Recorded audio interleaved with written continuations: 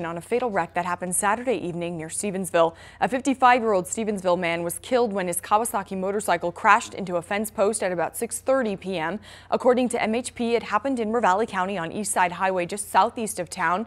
According to MHP, he was traveling southbound on Montana Secondary Highway 269 near mile marker 18 when he failed to negotiate a gentle curve and went off the right side of the highway and struck a fence post. He was wearing a helmet. Alcohol and speed are suspected factors in this wreck.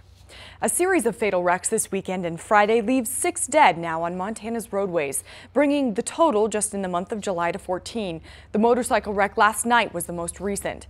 This number includes the 55-year-old Stevensville male who was killed near town Saturday evening, and also the 5-year-old girl who died from injuries she received when the horse she was riding was hit by a vehicle. That incident was near Hardin. A Columbia Falls man and a Kalispell woman died in a single vehicle crash after colliding with a rock wall early Saturday morning near Plains.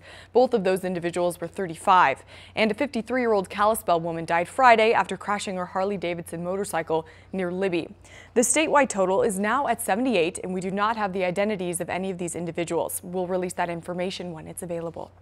And a man was arrested Saturday after a baby left in his care disappeared for several hours near Lolo Hot Springs. The child was ultimately in the woods alone for 9 hours by the time it was discovered. The Missoula County Sheriff's Office was called out to the scene at around 8 p.m. for reports of a man acting strangely in the Lolo Hot Springs area.